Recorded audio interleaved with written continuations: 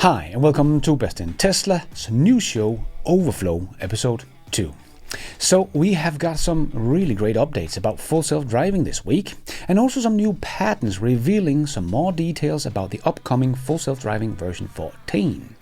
And the new refreshed Model Y seems to get ready for deliveries already next week. And Ford continues to have some problems with recalls. And CATL is now coming to Europe to build batteries. And Elon has just made an interview about Grok 3 and how scary smart it has become.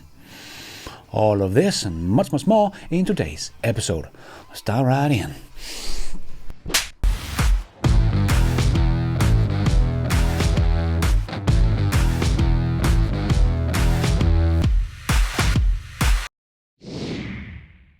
Let's put our living stereo stylus in this groove.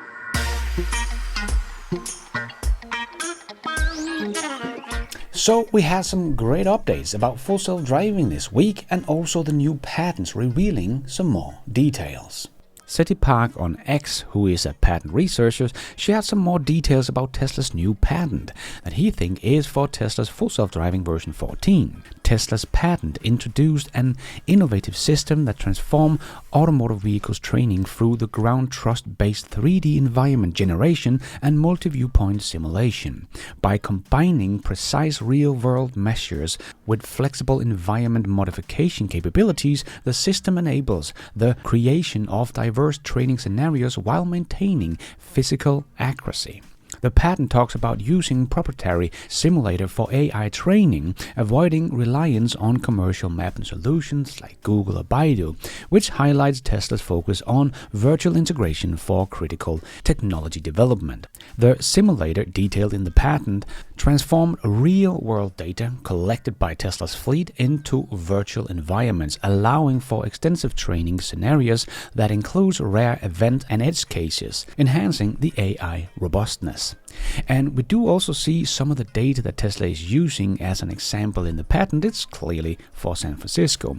And this patent is for a world simulator technology based on real-world data, using San Francisco here as an example. But Tesla is likely doing the same thing in Austin and elsewhere. And I also think this data collection will be used in making Tesla's cars talk to each other as well, if they see a traffic jam or roadworks and so on, so the Cybercab and Tesla's other vehicles can find the best route through the cities as they are all communicating with each other. But Tesla has been making simulations for a long time, but putting it all together with what Not a Tesla app wrote about it as well.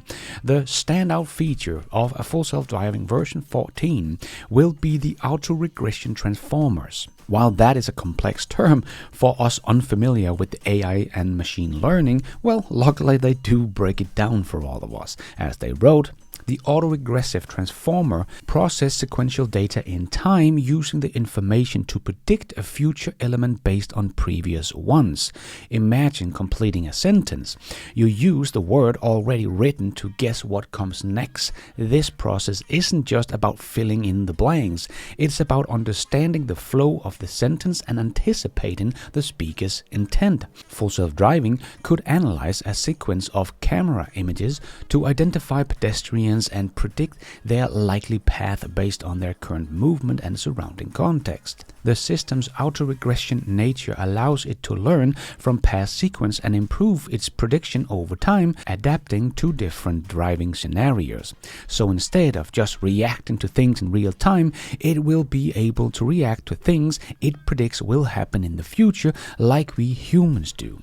The second part of the term is transformers, which is a component used to understand the relationship of elements inside a time sequence. It identifies which part of the input are most crucial for making accurate predictions, allowing the system to prioritize information much like a human would. Think of it as weighing different pieces of evidence to arrive to a conclusion. For example, a transformer might recognize that a blinking turn signal is more important than the color of the car when predicting a lane change.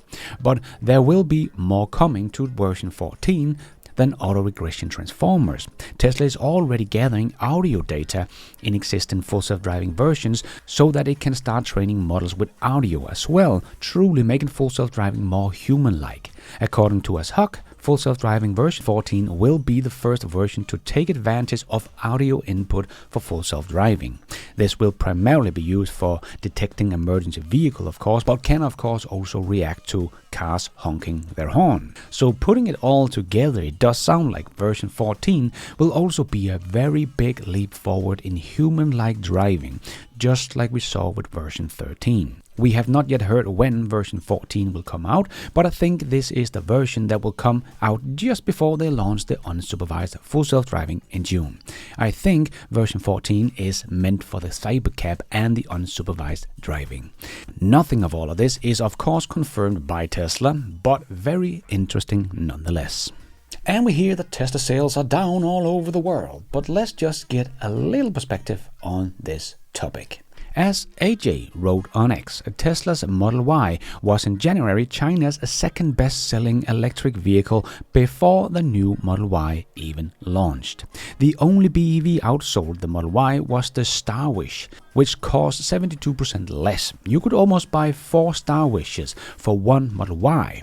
You know how absurd it is to say that Tesla's sales are slowed. In case this isn't clear to anyone, the Model Y generated more revenue than any other EV on the entire Chinese market, even though it is about to be replaced with a superior vehicle, the new Model Y. Yep, that Tesla is still selling Model Ys in high volume numbers is quite insane to me. I would of course personally wait for the new version, and many apparently are, as there should be more than 170,000 pre-orders for the new Model Y in China.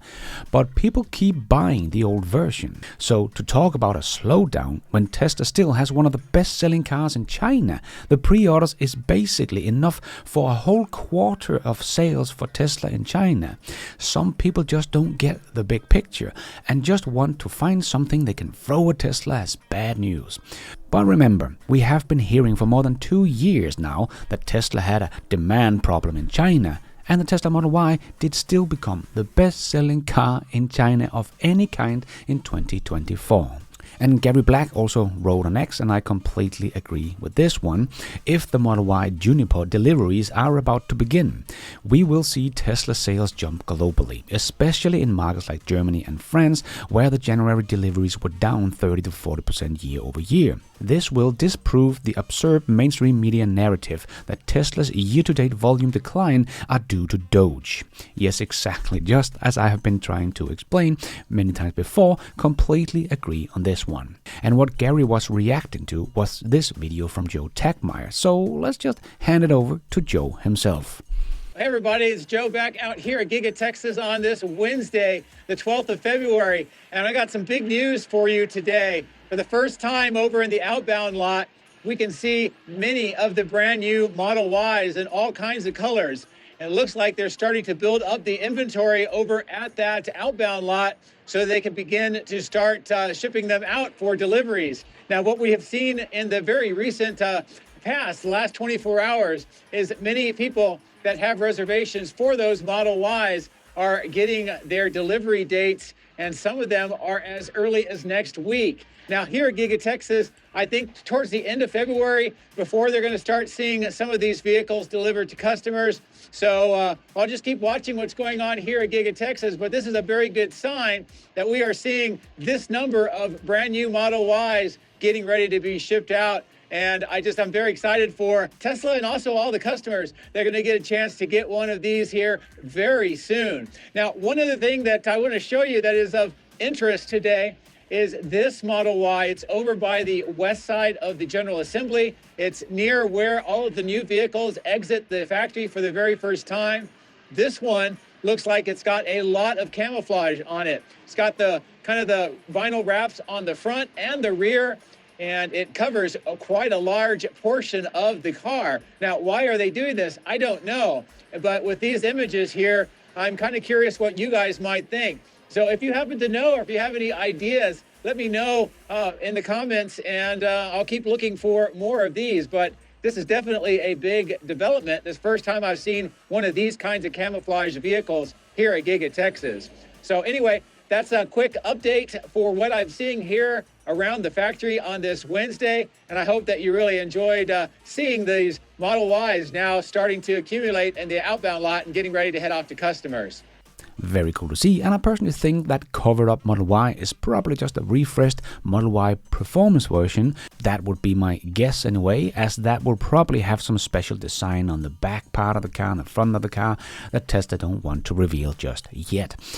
But it looks like Tesla is getting ready to start shipping these cars out, and as early as next week, that some people that have ordered the Tesla Model Y have been told that they could take delivery already next week. So we should see some nice jump in sales for Tesla over the next couple of months. And XAI is getting very close to release of Grok 3, and Elon had some very interesting things to say about it. Grok 3 has very, very powerful reasoning capabilities. In the tests that we've done thus far, Grok 3 is outperforming anything that's been released that we're aware of. So that's a good sign.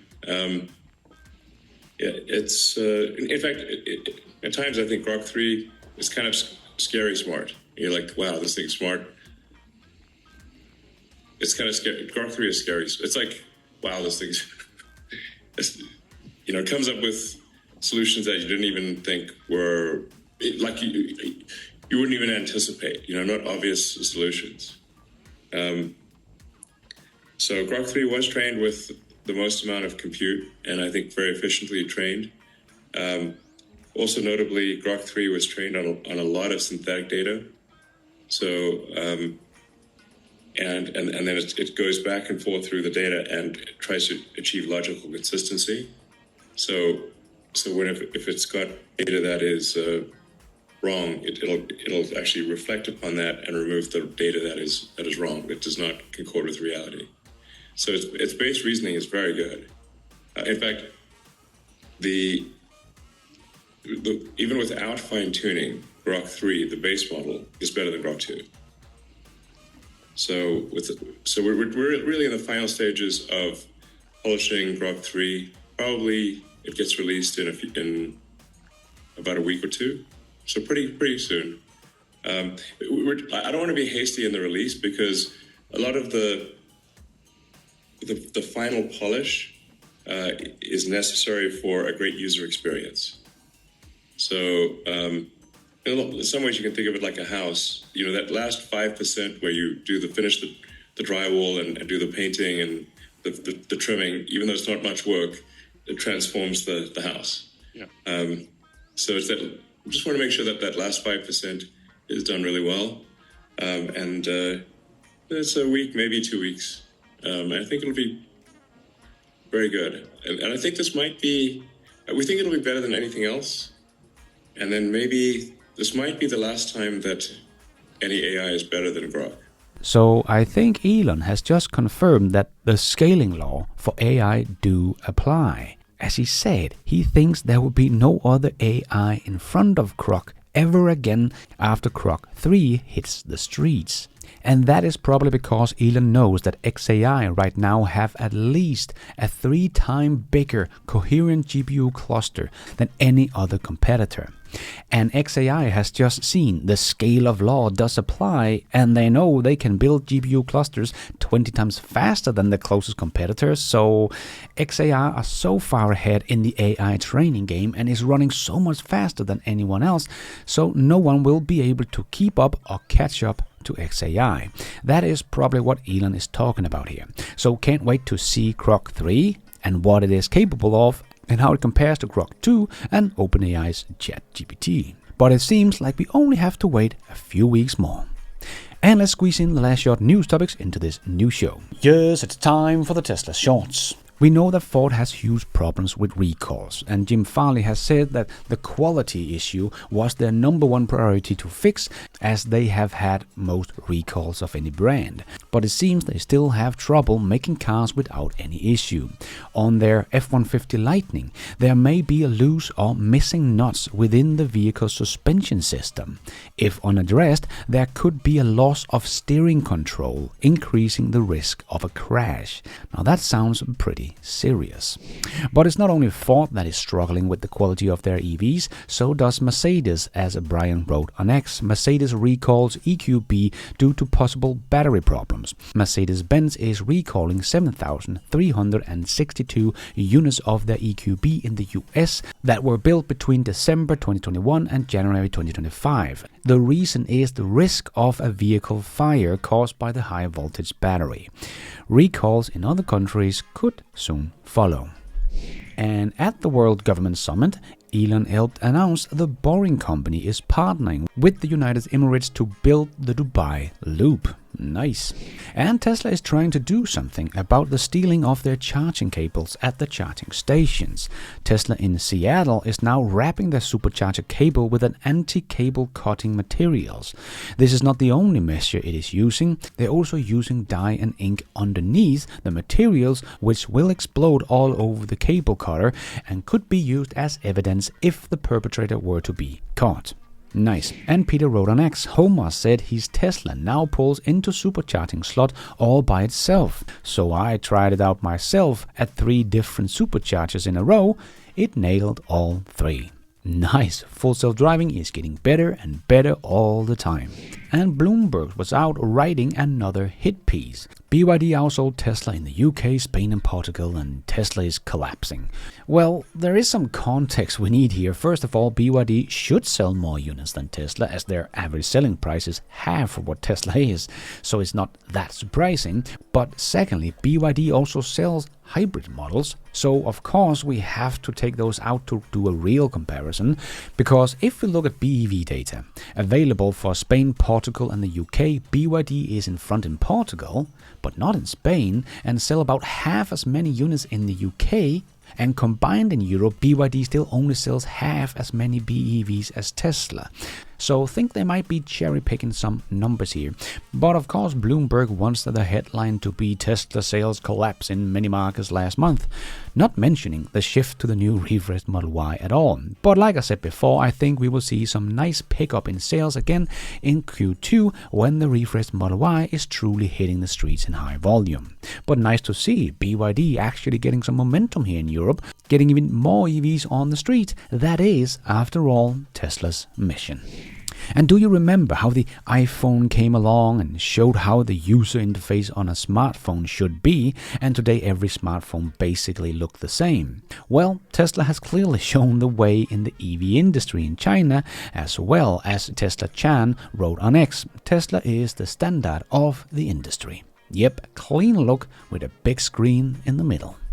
And CATL is coming to Europe, as AJ wrote on X. CATL, the by far world's largest EV battery maker, filed for a second listing in Hong Kong, aiming to raise $5 billion, which is mostly earmarked for production expansion in Europe.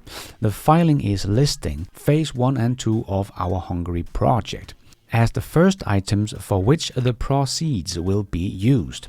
CATL expansion into Europe is critically important for the future of EV adoptions, since the cost reduction achieved in China have been outside the reach of consumers in Europe thanks to tariffs, making EVs with acceptable range still way too expensive. The price problem is made worse in Europe due to the high value-added taxes on EVs across Europe.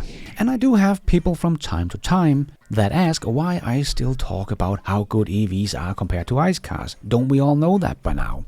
But that is unfortunately not the case, and why I keep talking about it. And here is just another example of how uninformed people are, as Test Calendar wrote. I was sitting in a meeting today and someone announced my company makes 70% of our parts for EVs. A guy spoke and said I drive 50 miles each way to work. An EV just don't make sense for me. I couldn't contain myself and replied, "What?" He said, "Yeah, I have to charge at work before going home and we don't have a charger here." I said, "What are you trying to buy? A 2008 Nissan Leaf? EVs today have more than 300 miles of range. You're a perfect candidate for the electric car. You would save so much on gas." He replied, "Well, I'll be interested in see what happens to my electric bill then." I said electric cars are typically a 75% fuel savings at home. He quickly changed the conversation. I'm amazed how many people still think all EVs are like the Gen 1 of the Nissan Leaf. Yes, we still need to inform a lot of people.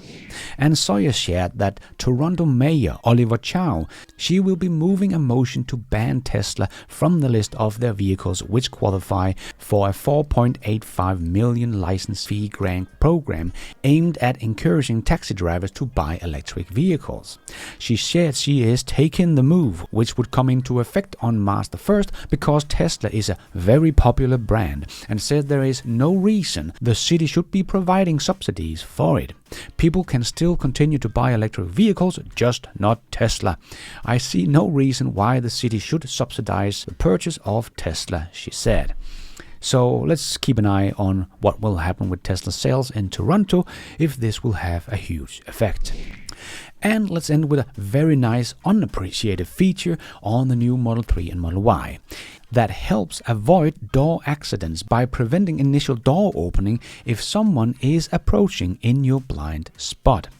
Now that is just very cool. And also the new refreshed Model Y do have the hand-free opening of the trunk, where you just have to stand right in front of it for a few seconds and the trunk will open. Nice. But that is all we have time for in this short news show overflow. Hope you enjoyed it. If you did, don't forget to hit that like button. It really does help this video out a lot so others can find it on YouTube. And if you did like it, maybe you want to consider hitting that subscribe button so you can help this channel grow, and maybe that notification bell so you don't miss out on future videos just like this one. And if you're already a subscriber to the channel, thank you so much for the support. But if you want to support the channel even more, remember you can, for as little as $1, become a patron of this channel, or become a member of the YouTube channel to get a shout out as some extra perks like early access, ad-free versions of my videos, exclusive videos. So hit the members button or check out Patreon to find out more. And don't forget to follow me on X. I post pretty much all the news as it comes out and a lot more. And check out the merch store to get some merchandise and support the show. It is also possible to support the show without becoming a member or a patron. There is a donation option down below or on my website bestintesla.com. You can also become an executive producer and get news articles, exclusive videos, behind the scenes, and access to all my research charts and spreadsheet, also on bestintesla.com, or as simple as hitting the super like button. And thank you for watching. And until next time, take care out there and be nice.